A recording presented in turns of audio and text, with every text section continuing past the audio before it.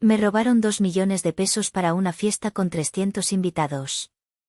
No me negué, solo esperé a que todos estuvieran sentados para dar inicio al verdadero espectáculo, su humillación pública. El martes comenzó como cualquier otro. El sol de Monterrey se filtraba a través de las persianas de mi apartamento, dibujando líneas de luz sobre el suelo de concreto pulido. Afuera, la ciudad ya zumbaba con su energía industrial, pero dentro de mis 4 paredes, reinaba un silencio meticulosamente cultivado. Me llamo Casilda, tengo 32 años, y mi vida es una interfaz de usuario bien diseñada, limpia, intuitiva y sin elementos innecesarios. Como diseñadora UX senior en una de las fintech más importantes del país, mi trabajo consiste en crear orden a partir del caos, en guiar a los usuarios a través de complejos sistemas financieros con la mayor simplicidad posible. Mi vida personal seguía la misma filosofía. El aroma del café recién molido llenaba el aire mientras yo, sentada frente a mis 2 monitores, delineaba el flujo de una nueva aplicación de inversiones. Estaba en mi zona de confort, un estado de concentración profunda donde el mundo exterior se desvanecía. Por eso, cuando mi teléfono personal vibró sobre el escritorio, lo ignoré. Podía ser mi madre, Jacinta, con alguna petición velada, o mi padre, Porfirio, para recordarme alguna obligación familiar que había olvidado convenientemente. Pero el teléfono vibró una segunda vez, y una tercera. Era un número desconocido. Con un suspiro, deslicé el dedo para contestar. «¿Señorita Casilda Vargas?», preguntó una voz masculina, profesional y desprovista de emoción. «Soy yo», respondí, mi atención todavía dividida con el código en la pantalla. «Le llamo de parte del Banco Regional del Norte, mi nombre es Ernesto Linares, ejecutivo de créditos empresariales. Solo para confirmar que la solicitud de crédito a su nombre por 2 millones de pesos ha sido aprobada y los fondos han sido transferidos exitosamente esta mañana». Dejé de teclear. El silencio en mi apartamento de repente se sintió pesado, denso. «¿Disculpe? Creo que hay un error. Yo no he solicitado ningún crédito». Pude oír el ligero chasquido de un teclado al otro lado de la línea. «Bueno, aquí tengo la solicitud digital firmada electrónicamente. Crédito empresarial a nombre de Casilda Vargas, garantizado con su portafolio de inversiones Serie A. El beneficiario de la transferencia es Hacienda El Mirador, S.A.D.C.B. Hacienda El Mirador». El nombre resonó en mi cabeza como una campana de iglesia en un funeral. Era el lugar de moda para bodas y eventos de la alta sociedad de San Pedro, el tipo de sitio que mis padres mencionaban con un anhelo casi reverencial. Sentí un frío helado recorrer mi espalda, a pesar del calor matutino. Mi corazón, normalmente un metrónomo estable, comenzó a martillar contra mis costillas. «Señorita Vargas, ¿sigue ahí?», preguntó el ejecutivo. Sí, aquí estoy», logré decir, mi voz un susurro ronco. «¿Podría enviarme una copia de esa solicitud a mi correo electrónico, por favor?» «Por supuesto. Se la envío de inmediato. Que tenga un buen día». La llamada terminó. Me quedé inmóvil, mirando la pantalla sin verla. El flujo de la aplicación, tan claro y lógico hace unos minutos, ahora parecía un garabato sin sentido. 2 millones de pesos. Mi portafolio de inversiones, el mismo que había construido durante una década de trabajo incansable, de noches sin dormir y fines de semana sacrificados, había sido puesto como garantía sin mi conocimiento. No era un cargo en una tarjeta de crédito. Era un acto de sabotaje financiero a gran escala. La paz artificial que había construido a mi alrededor, mi interfaz de vida perfecta, acababa de colapsar con un solo clic. Y en las ruinas humeantes de mi tranquilidad, solo podía ver los rostros sonrientes de mi propia familia. Conduje mi auto, un sedán eléctrico silencioso y minimalista, por las calles de Monterrey hacia San Pedro Garza García. Cada semáforo en rojo se sentía como una tortura, un recordatorio de la furia helada que se acumulaba en mi pecho. El contraste entre mi vehículo y el destino no podía ser más marcado. Yo representaba la nueva riqueza de la tecnología, discreta, eficiente, autogenerada. La casa de mis padres, en cambio, era un monumento a la opulencia de la vieja escuela, una fachada recargada con columnas innecesarias y un jardín demasiado verde que gritaba «estatus» a cada uno de los vecinos. Entré sin llamar. La puerta principal, pesada y ornamentada, se abrió a un vestíbulo donde un retrato al óleo de mis padres y mi hermana Brisa, de 15 años, me daba la bienvenida. Yo no estaba en el cuadro. Nunca lo estuve. Los encontré en el comedor, una habitación dominada por una mesa de caoba para 12 personas y una vitrina llena de porcelana que nunca se usaba. Jacinta, mi madre, sostenía una revista de novias, aunque el evento en cuestión era otro. Porfirio, mi padre, tenía el ceño fruncido mientras comparaba dos muestras de tela de color lavanda. Brisa, la futura quinceañera, estaba absorta en su teléfono, con una expresión de aburrimiento regio. Necesitamos hablar, dije, mi voz cortando el aire cargado de planes y frivolidad. Dejé mi bolso sobre la mesa con un golpe seco. Jacinta levantó la vista, sus labios curvándose en una sonrisa que no llegaba a sus ojos. Casilda, mija. ¡Qué sorpresa! Justo estábamos viendo las opciones para los manteles. ¿No crees que el lavanda es perfecto para el tono de piel de tu hermana? 2 millones de pesos, mamá, dije, ignorando su intento de desviar el tema. ¿Por qué hay un crédito de 2 millones de pesos a mi nombre? Porfirio resopló, dejando caer las muestras de tela. Ah, eso. Era solo un trámite, hija. Tú tienes el mejor historial crediticio de la familia, era lo más lógico. No es para tanto. ¿Qué no es para tanto? Usaron mi identidad y mi patrimonio para pedir un préstamo. Eso es un delito, mi voz se quebró por la incredulidad. No seas dramática, Casilda, intervino Jacinta, su tono ahora teñido de una dulce condescendencia. Se levantó y se acercó para poner una mano en mi brazo, un gesto que pretendía ser reconfortante pero que se sentía como una jaula. Es por el bien de la familia. Por nuestra imagen.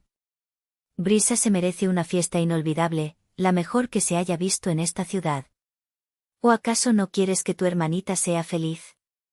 No seas tan egoísta, por favor. ¿Egoísta?, repetí, la palabra sabiendo a veneno en mi boca. Mi egoísmo no es el que está en juego aquí. Brisa finalmente levantó la vista de su teléfono, sus ojos adolescentes llenos de un desdén que había aprendido a la perfección. ¡Ay, ya vas a empezar! Siempre arruinas todo. Es mi fiesta, ¿entiendes? Mía. ¿Por qué tienes que ser tan envidiosa? Me quedé sin aliento, como si me hubieran golpeado. La facilidad con la que me convertían en la villana, la naturalidad con la que torcían la realidad para adaptarla a su narrativa, era asombrosa. Era una obra de teatro que habían ensayado durante 32 años, y yo siempre había sido la antagonista silenciosa. Esto no es sobre envidia, dije, mi voz temblando de rabia contenida. Esto es sobre robo. Robo de identidad. Jacinta retiró su mano, su rostro transformándose en una máscara de decepción herida. ¡Qué palabra tan fea, Casilda!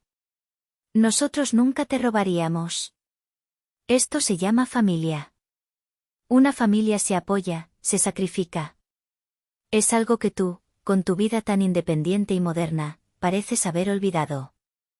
Me miraron los tres, un frente unido de autojustificación. Porfirio con su orgullo herido, Jacinta con su victimismo magistral, y Brisa con su indiferencia cruel. En ese momento, en esa habitación llena de luz y mentiras, comprendí que para ellos, yo no era una hija o una hermana. Era un recurso. Un activo financiero con un corazón que late, cuyo único propósito era financiar sus sueños y mantener a flote su frágil fachada de prestigio social. Y acababan de hacer su mayor retiro hasta la fecha. El camino de regreso a mi apartamento fue un borrón de luces y asfalto. El silencio de mi coche eléctrico, normalmente una fuente de calma, ahora se sentía sofocante. Mi mano, casi por instinto, fue a mi muñeca izquierda, donde llevaba una delgada pulsera de plata. Estaba un poco abollada y había perdido su brillo original, pero era el objeto más valioso que poseía.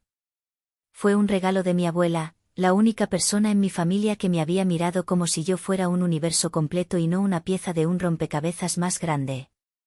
Tú vales oro, mija, me había dicho al dármela, no dejes que nadie te ponga precio. Mis padres siempre la habían despreciado, llamándola baratija. Tocar la fría plata de la pulsera abrió una compuerta en mi memoria. De repente, no estaba conduciendo por la avenida Lázaro Cárdenas, estaba de pie en el patio trasero de la casa de mis padres, 17 años atrás.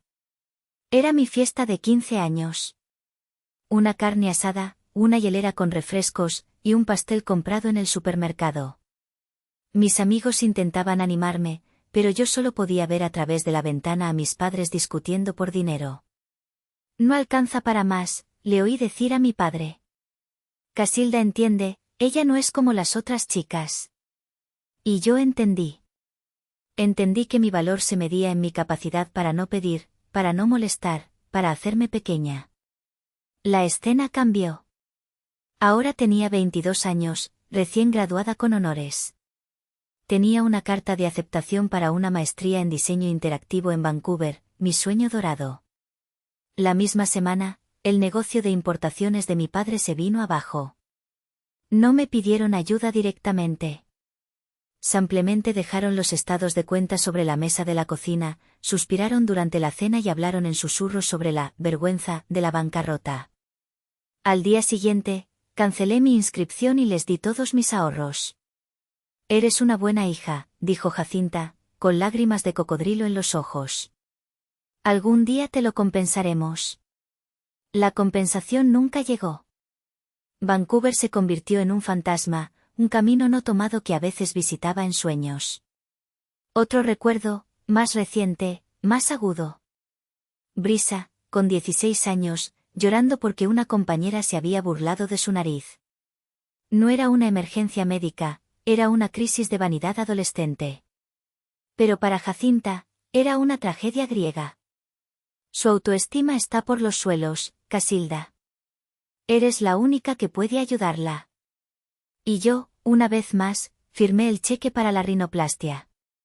Pagué para que mi hermana encajara en un molde de belleza que yo misma rechazaba, todo en nombre de una armonía familiar que solo existía en la imaginación de mi madre. Cada uno de estos recuerdos era una pieza de exhibición en el museo privado de mis sacrificios. La matrícula de la universidad, el enganche de su coche, las vacaciones a Cancún de las que fui excluida porque necesitaban tiempo en familia. Yo era la curadora y la única visitante de esta triste galería. Y mientras conducía, con la pulsera de mi abuela fría contra mi piel, la tristeza que me había acompañado toda la vida comenzó a cristalizarse. Se endureció, perdiendo su maleabilidad, transformándose en algo afilado y duro como el diamante. La ira. No era una ira caliente y explosiva, sino una ira fría, lúcida. Una ira que venía de la comprensión. Comprendí que nunca se trató de amor. Nunca se trató de familia. Se trataba de utilidad. Yo era útil. Mi buen crédito era útil. Mi renuencia a la confrontación era útil. Y mi estúpida y ciega esperanza de que algún día se dieran cuenta, de que algún día me vieran de verdad, había sido la herramienta más útil de todas. La ira me susurró una verdad simple y aterradora: ellos no iban a cambiar. Si yo quería que las cosas cambiaran, la que tenía que cambiar era yo. Y ese cambio iba a ser sísmico. Los días siguientes fueron una niebla de ansiedad y planificación silenciosa. Intenté congelar mi crédito, un proceso burocrático frustrante que me hizo sentir aún más impotente. Mientras tanto, la maquinaria de la fiesta de Brisa seguía avanzando, implacable. Recibía correos electrónicos de seguimiento de la Hacienda El Mirador, dirigidos a mí, detallando pagos a proveedores, pruebas de menú y horarios de montaje. Cada correo era una bofetada digital. El jueves por la mañana, la Guerra Fría se convirtió en una invasión a gran escala. Estaba en una reunión de planificación en mi oficina, un espacio abierto, moderno y colaborativo, con paredes de cristal y pizarras blancas llenas de ideas. Estábamos discutiendo el lanzamiento de un nuevo producto cuando oí una conmoción en la recepción. Voces elevadas, una energía disruptiva que no pertenecía a nuestro entorno controlado. Y entonces oí mi nombre, o más bien, una versión distorsionada y furiosa de él. ¿Dónde está Casilda Vargas? Necesito hablar con mi hija. Era la voz de mi padre, Porfirio, retumbando en el atrio de cristal. Un silencio incómodo se apoderó de la oficina. Mis colegas se miraron unos a otros, sus rostros una mezcla de curiosidad y desconcierto. Mi jefe, un hombre tranquilo y razonable, me miró con una ceja arqueada. Sentí que la sangre se me retiraba del rostro. Me disculpé y salí de la sala de reuniones. Allí estaba él, en medio del lobby de nuestra empresa de tecnología, con el rostro enrojecido y los puños apretados. Parecía un toro en una tienda de porcelana. El joven de la recepción intentaba calmarlo en vano. «Papá, ¿qué estás haciendo aquí?», le pregunté en voz baja, intentando desesperadamente mantener la calma y arrastrarlo a un lugar privado. Él me ignoró. Se dirigió a la audiencia improvisada de empleados y clientes que ahora nos observaban con descarado interés. «Les presento a mi hija», bramó, señalándome. «La que se cree demasiado buena para su propia familia. La que gana todo este dinero y luego intenta arruinar el único día feliz de su hermana por pura envidia». Cada palabra era un golpe físico. Me quedé paralizada, el aire atrapado en mis pulmones. Podía sentir docenas de ojos sobre mí, juzgándome, reevaluando a la colega tranquila y competente que creían conocer. «Te criamos, te dimos todo», continuó, su voz llena de una indignación autoimpuesta. «Y así es como nos pagas. Con amenazas, con abogados. Eres una malagradecida, Casilda. Una víbora. Por favor, detente», supliqué, mi voz apenas un hilo. «Este es mi lugar de trabajo. Y esta es mi familia la que estás destruyendo», gritó. Finalmente, 2 guardias de seguridad del edificio llegaron y lo flanquearon. Él no se resistió, pero mientras lo escoltaban hacia la salida, me lanzó una última mirada cargada de veneno. «Te arrepentirás de esto. Has convertido a tu propia sangre en tu enemiga». Las puertas de cristal se cerraron tras él, pero la humillación permaneció, flotando en el aire como un gas tóxico. El silencio en la oficina era ahora ensordecedor. Nadie sabía qué decir. Mi jefe se acercó y me puso una mano en el hombro. «Tómate el resto del día libre, Casilda», dijo con amabilidad, pero en sus ojos vi una sombra de preocupación. Preocupación por el drama, por la inestabilidad que ahora yo representaba. Ese fue el catalizador. Ese fue el punto de no retorno. Habían llevado su toxicidad a mi santuario, habían intentado manchar mi reputación y sabotear la vida que yo había construido lejos de ellos. Ya no se trataba de dinero. Ya no se trataba de una fiesta. Se trataba de mi supervivencia. La guerra no la había empezado yo, pero por Dios que la iba a terminar. Esa misma tarde, sentada en mi coche en el estacionamiento de la oficina, con el eco de las palabras de mi padre todavía resonando en mis oídos, hice la llamada que lo cambiaría todo. Marqué el número de mi prima Galia, que vivía en Querétaro. Ella era la única de la familia que había logrado escapar del campo gravitacional tóxico de nuestros parientes. «Galia», dije, mi voz rota. Le conté todo, desde el crédito hasta el escándalo en mi oficina. No me interrumpió. Cuando terminé, no me ofreció palabras vacías de consuelo. Su respuesta fue cortante y directa como un bisturí. «No es una familia, Casilda. Es un cartel y tú eres su cajero. Dejaron de pedirte el dinero y empezaron a robarlo. Ya no es un drama familiar, es un crimen. Consigue un abogado. El mejor que puedas pagar». Las palabras de Galia fueron el permiso que no sabía que necesitaba. Colgué y busqué en Internet, mejores abogados corporativos de Monterrey. A la mañana siguiente, estaba sentada en una oficina con vistas panorámicas a la Sierra Madre, frente a un abogado cuyo traje costaba más que mi primer coche. Le expliqué la situación. Él escuchó pacientemente, revisando los documentos que yo había traído. Cuando terminé, no pareció sorprendido. «El fraude es claro», dijo. «Podemos proceder legalmente, pero será un proceso largo y desagradable. Luego hizo una pausa, mirando los papeles de la Hacienda El Mirador. Curioso, murmuró. ¿Sabías que esta empresa, Hacienda El Mirador S.A.D.C.B., está operando con pérdidas desde hace 2 años? Están buscando desesperadamente una inyección de capital, un inversor ángel, para evitar la quiebra. Esa fue la chispa.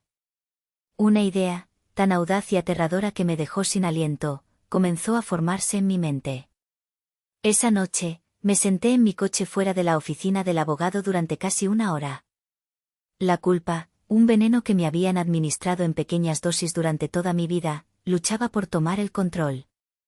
¿Y si estoy exagerando? ¿Y si realmente estoy destruyendo a mi familia? Estaba a punto de borrar el número del abogado, de rendirme una vez más, cuando mi teléfono vibró. Era un mensaje de texto de Jacinta. Tu padre está muy decepcionado de tu comportamiento. Espero que reflexiones sobre el daño que estás causando a la reputación de esta familia. El mensaje fue como una bofetada de aire helado. La manipulación era tan descarada, tan predecible. No había preocupación por mí, solo por la reputación. En ese instante, la culpa se evaporó, reemplazada por una claridad glacial. Arranqué el coche y volví a llamar al abogado. Quiero que investigue la posibilidad de invertir en la hacienda, le dije. De forma anónima. A través de una sociedad de cartera. El dinero no era un problema. Hacía 2 años, había vendido una pequeña aplicación de organización personal que desarrollé en mi tiempo libre a una empresa estadounidense. Fue una ganancia inesperada y sustancial, un secreto que nunca compartí con mi familia porque sabía que solo lo verían como un nuevo fondo al que saquear. Era mi fondo de libertad. Durante las siguientes semanas, me sumergí en el trabajo. Pero por las noches, mi apartamento se convertía en un centro de mando. Aplicando mi mentalidad de diseñadora UX, abrí un programa de diagramación y creé un nuevo archivo. Lo titulé, User Journey, el colapso de la familia Porfirio. Mapeé cada paso, cada punto de contacto, cada posible reacción. El usuario era mi familia. El objetivo no era la venganza, sino la consecuencia. La consecuencia lógica, inevitable y públicamente visible de sus acciones. El plan era simple en su brutalidad. No detendría la fiesta. Al contrario, dejaría que la planearan hasta el más mínimo y costoso detalle. Dejaría que invitaran a todos sus amigos importantes, a toda la gente a la que querían impresionar. Dejaría que se endeudaran hasta el cuello, creyendo que yo acabaría pagando la factura. Porque mientras ellos elegían las flores y probaban el champán, mis abogados estaban finalizando el trato. 1 semana antes de la fiesta, la transacción se completó. A través de una empresa con un nombre anodino, me convertí en la socia mayoritaria de la Hacienda El Mirador. Era la dueña del escenario donde planeaban celebrar su mayor triunfo social. Y ellos no tenían ni la más remota idea. El día de la fiesta llegó con un cielo azul y despejado, una ironía cruel de la naturaleza. Desde la suite de un hotel de lujo con vistas a la hacienda, yo observaba. Tenía una transmisión de vídeo en vivo, cortesía del nuevo jefe de seguridad que yo había contratado, conectada a mi laptop. Podía ver los coches de lujo llegando, los invitados descendiendo, vestidos con sus mejores galas. La hacienda El Mirador estaba deslumbrante. Arcos de flores blancas y lavanda enmarcaban la entrada. Un cuarteto de cuerdas tocaba suavemente en el jardín. Los camareros circulaban con bandejas de champán y canapés. Era la imagen perfecta de la opulencia y el buen gusto, una fantasía de 2 millones de pesos construida sobre una base de engaño. Vi a mi padre, Porfirio, recibiendo a los invitados con abrazos y risas estruendosas, su pecho hinchado de orgullo. Vi a mi madre, Jacinta, flotando entre los grupos, su sonrisa practicada brillando bajo el sol de la tarde. Contaba a quien quisiera escucharla lo generosa y solidaria que era su hija mayor, Casilda, por hacer posible este día. Cada palabra era una mentira, pero una que ella misma se creía. Y luego vi a Brisa. Parecía una princesa de un cuento de hadas oscuro, con un vestido pomposo que probablemente costaba más que mi primer año de universidad.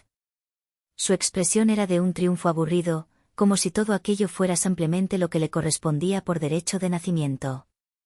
Ellos creían que yo había cedido. Mi silencio de las últimas semanas lo habían interpretado como una rendición. La hija obediente, la cajera automática, había vuelto a su lugar. No podían estar más equivocados. Yo no sentía nervios, ni siquiera ira. Solo una extraña calma, la calma del ojo del huracán. Estaba viendo una película cuyo final ya conocía. Había diseñado cada escena, cada diálogo, cada giro de la trama. El escenario estaba listo.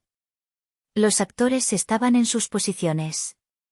El público estaba reunido. Solo faltaba que cayera el telón. Y yo era la única que tenía la mano en la cuerda.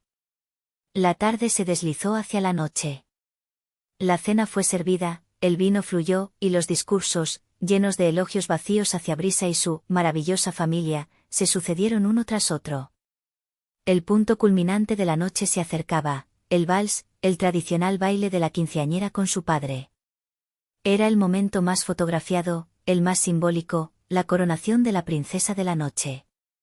Desde mi pantalla, vi cómo el maestro de ceremonias anunciaba con voz pomposa, y ahora, recibamos en la pista de baile a nuestra hermosa quinceañera, Brisa, y a su orgulloso padre, el señor Porfirio Vargas, para su primer vals. Los invitados aplaudieron. Porfirio, con una sonrisa que iba de oreja a oreja, le tendió la mano a Brisa. La orquesta levantó sus instrumentos, listos para tocar las primeras notas de un vals de Strauss. Fue en ese preciso instante que di la señal a través de un mensaje de texto a mi equipo en el lugar. Justo cuando Porfirio ponía un pie en la pista de baile, un hombre de traje impecable, el nuevo gerente de la hacienda que yo había designado, se acercó a él con una tablet en la mano. Lo hizo con una calma y una profesionalidad que hacían la interrupción aún más discordante. Disculpe, señor Vargas, dijo el gerente, su voz lo suficientemente alta para que las mesas más cercanas la oyeran. Lamento interrumpir, pero hay un problema urgente con la liquidación del evento. La socia mayoritaria desea hablar con ustedes de inmediato. Porfirio frunció el ceño, confundido e irritado. ¿Socia mayoritaria? ¿De qué habla? Todo está pagado. Me temo que no, señor. Si son tan amables, dijo el gerente, girando la tablet para que Porfirio y Jacinta, que se había acercado rápidamente, pudieran ver la pantalla. En la pantalla, en una videollamada perfectamente iluminada, estaba yo. Mi rostro, tranquilo y sereno, llenaba el dispositivo. Detrás de mí se veía la lujosa suite del hotel, un claro mensaje de que yo no estaba escondida, sino al mando. Buenas noches, papá, mamá, dije. Mi voz, gracias a un pequeño altavoz que el gerente llevaba discretamente, se escuchó con una claridad cristalina en el silencio que empezaba a extenderse por el salón. Espero que estén disfrutando de la velada en mi hacienda. La palabra, flotó en el aire. Vi la confusión en sus rostros convertirse en una mueca de horror a medida que la verdad, imposible y monstruosa, comenzaba a amanecer en sus mentes. Les informo, continué, mi tono tan neutral como el de un presentador de noticias, que el contrato para la realización de este evento se basó en un financiamiento obtenido de manera fraudulenta, utilizando mi identidad y patrimonio sin mi consentimiento. Por lo tanto, el contrato queda terminado con efecto inmediato. Hice una pausa, dejando que el peso de mis palabras se asentara. El silencio en el salón era ahora absoluto. Los 300 invitados, la flor y nata de la sociedad de San Pedro, estaban completamente callados, sus ojos saltando de la tablet a los rostros pálidos de mis padres. Tienen 5 minutos para desalojar las instalaciones. El personal de seguridad los acompañará a la salida. Gracias por su cooperación. Terminé la llamada. Lo que siguió fue un caos silencioso y brutal. La orquesta, sin saber qué hacer, permaneció congelada. El maestro de ceremonias se quedó con el micrófono en la mano, la boca abierta. Y entonces, como si una orden invisible hubiera sido dada, la música ambiental se detuvo abruptamente. Las luces decorativas, suaves y cálidas, se apagaron, siendo reemplazadas por las luces blancas y crudas de limpieza del salón, revelando cada detalle, cada rostro horrorizado, cada cuchicheo que comenzaba a surgir. Vi a mi padre mirar a su alrededor, su rostro pasando del blanco al rojo púrpura de la furia impotente. Vi a mi madre llevarse una mano al pecho, su fachada de dama de sociedad desmoronándose para revelar el pánico puro que había debajo. Y vi a Brisa, la princesa de la noche, de pie en medio de la pista de baile, su vestido de ensueño de repente pareciendo un disfraz ridículo en medio de la catástrofe. Su humillación pública, el verdadero espectáculo de la noche, acababa de comenzar. Los meses que siguieron al incidente de la hacienda, como lo apodó un columnista de sociales, fueron una extraña mezcla de ruido y silencio. El ruido venía de fuera, los chismes que corrían como la pólvora, las llamadas de parientes lejanos intentando mediar, o simplemente enterarse de los detalles jugosos, y las noticias de que mis padres se habían retirado de la vida social, sumidos en una vergüenza que ni todo su dinero podía borrar. El silencio venía de ellos. No hubo una sola llamada. Ni un mensaje de texto. Ni un correo electrónico lleno de ira o de falsas disculpas. Su desaparición de mi vida fue tan completa y abrupta como el final de la fiesta. Y en ese silencio, encontré la confirmación final: nunca me habían querido a mí, solo lo que yo podía proporcionarles. Cuando dejé de ser útil, dejé de existir. Vendí mi participación mayoritaria en la hacienda El Mirador unos meses después, con una ganancia considerable. El dinero extra era una buena ventaja, pero el verdadero beneficio había sido la lección. El primer paso hacia mi nueva vida fue en el registro civil. Salí de allí con un documento que declaraba que mi nuevo apellido era el de soltera de mi abuela. No era un acto de ocultamiento, sino de reclamación. Estaba desechando un nombre que se había convertido en sinónimo de obligación y adoptando uno que representaba amor incondicional. Una tarde de otoño, estaba sentada en un pequeño café del barrio antiguo, lejos del brillo corporativo de San Pedro. Estaba diseñando la interfaz de una nueva aplicación, una idea propia, un proyecto nacido no de la necesidad, sino de la pasión. El trabajo fluía con una facilidad que no había sentido en años. Saqué de mi bolso la vieja pulsera de plata de mi abuela. La sostuve en la palma de mi mano, sintiendo su peso familiar. Durante años, había sido mi ancla, mi recordatorio secreto de que yo tenía un valor intrínseco. Pero ya no la necesitaba como un recordatorio. Ahora lo sabía. Lo sentía en cada fibra de mi ser. Con una sonrisa suave, la guardé en una pequeña caja de terciopelo que llevaba conmigo. No la tiré ni la vendí. Simplemente la guardé, como se guarda un recuerdo querido que ya no necesitas llevar contigo todos los días. Miré mi muñeca, ahora vacía. No se sentía desnuda. Se sentía libre. Era un lienzo en blanco, un futuro que solo yo escribiría, con mis propias reglas, mis propios colores, mi propio diseño. El camarero me trajo otro café, y mientras el vapor se elevaba, me di cuenta de que el silencio que me rodeaba ya no era el silencio tenso de la anticipación o el silencio doloroso de la ausencia. Era un silencio pacífico, lleno de posibilidades. El sonido de mi propia vida, finalmente, comenzando. Algunos, estoy segura, dirán que destruí a mi familia esa noche. Que fui cruel, que fui implacable. Yo creo que simplemente dejé de permitir que ellos me destruyeran a mí.